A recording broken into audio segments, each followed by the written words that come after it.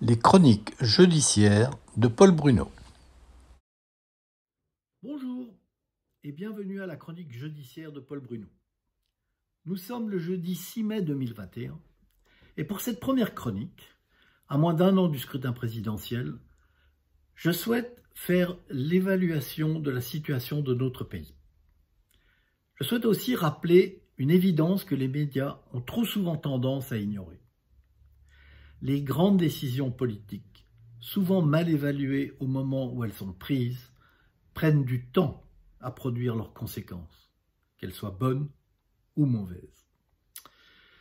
Ce n'est souvent qu'après une ou plusieurs décennies qu'on mesure l'intérêt ou la nocivité d'une telle mesure, qu'elle ait été prise dans l'affrontement ou dans l'indifférence générale. Je prends souvent comme exemple la révocation de l'édit de Nantes par Louis XIV en 1685. C'est l'archétype de la décision catastrophique pour la France. Elle entraîna en effet la fuite des protestants huguenots, appauvrissant durablement l'élite économique et industrielle de notre pays. Une fuite des cerveaux avant l'heure. Et cela pour le plus grand bonheur de l'Allemagne et de la Suisse.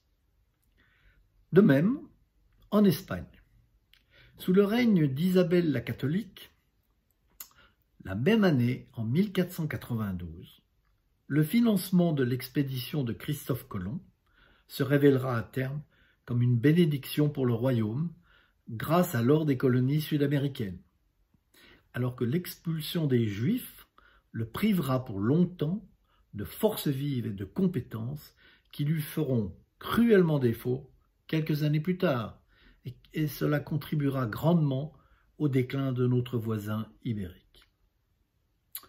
Plus près de nous en France, c'est la décision du Premier ministre Jacques Chirac et du président Valéry Giscard d'Estaing d'instaurer le regroupement familial en 1976 qui a créé les fondements de la crise civilisationnelle, sociale et culturelle que nous vivons aujourd'hui.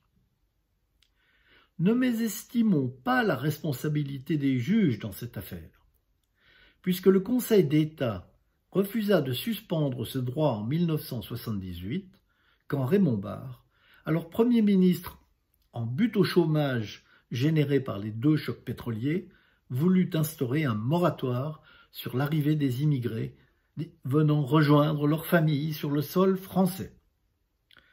L'immigration de travail cédait la place à une immigration d'installation. Une première manifestation du pouvoir des juges s'opposant au pouvoir politique, démocratiquement élu. Phénomène qui n'a fait que s'amplifier d'ailleurs, au point d'être devenu, à mon sens, un déni de démocratie. La magistrature, qui doit être la bouche de la loi, s'est arrogé le droit non seulement de dire le droit, mais de l'écrire.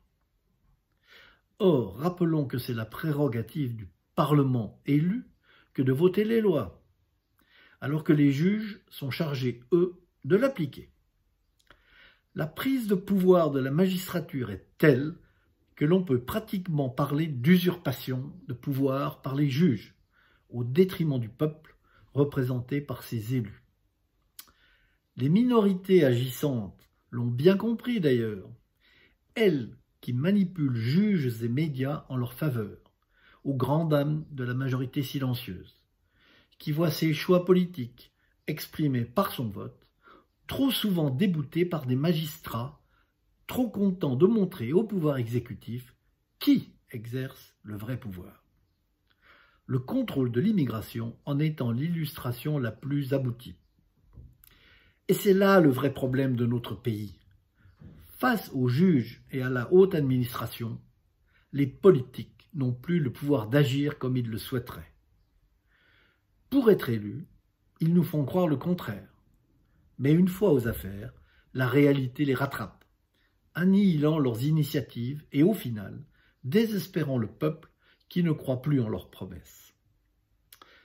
Il est temps de corriger cela et de remettre les juges à leur place est dans leur rôle, celui de contrôler l'exécutif, mais en aucune manière de gouverner à sa place. Un référendum, permettant au peuple de s'exprimer sur ce sujet est désormais la condition sine qua non à toute réforme efficace de notre pays. Mais revenons à la situation du pays. Après les 30 glorieuses, entre 46 et 81, on a eu droit aux 30 piteuses, entre 81 et 2012. Et j'ai bien peur que la postérité n'appelle honteuse les années que nous vivons depuis 2012, en espérant qu'elles ne dureront pas 30 ans. Les stigmates de cette catastrophe morale, économique et politique qui angoisse et désespère le peuple français sont nombreux. Crise identitaire, appauvrissement des classes moyennes, montée de la délinquance et de la violence, ghettoisation et islamisation de la société, etc., etc. En réalité, à la base de tous les autres problèmes, il n'y en a qu'un seul, la disparition de l'autorité. Il n'y a plus d'autorité, que ce soit celle des profs à l'école, celle des policiers dans la rue, ou celle de l'État devant la justice. On a le sentiment d'un pays qui part à volo, qui se délite, comme l'ont exprimé récemment les généraux en retraite, dans une tribune qui a fait grand bruit. Comment peut-on assurer la cohésion d'un pays quand de nombreux groupes font sécession, que la loi n'est plus appliquée et que les délinquants en tout genre bénéficient d'une quasi-totale impunité? La crainte d'une guerre civile est profonde dans le peuple, et les politiques au pouvoir auraient bien tort d'ignorer cette angoisse qui tétanise les classes populaires.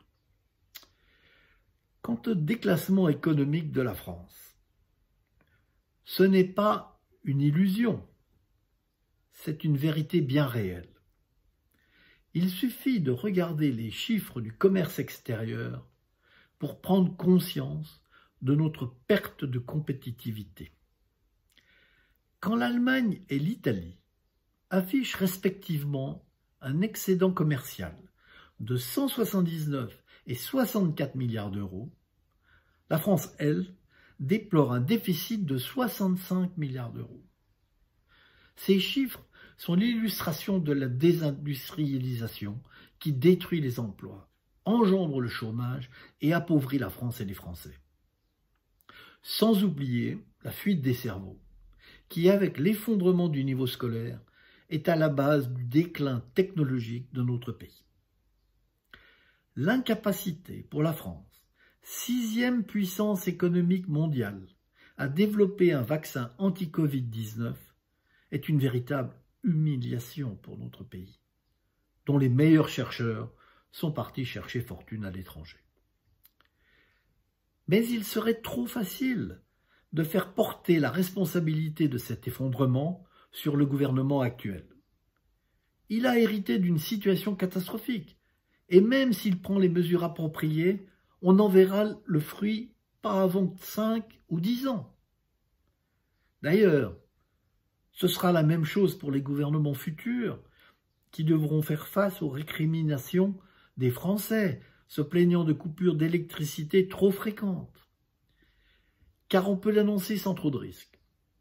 À force d'écouter les écolos décroissants et de fermer nos centrales nucléaires, on court droit à une pénurie d'énergie et d'électricité à l'horizon de 10 ans.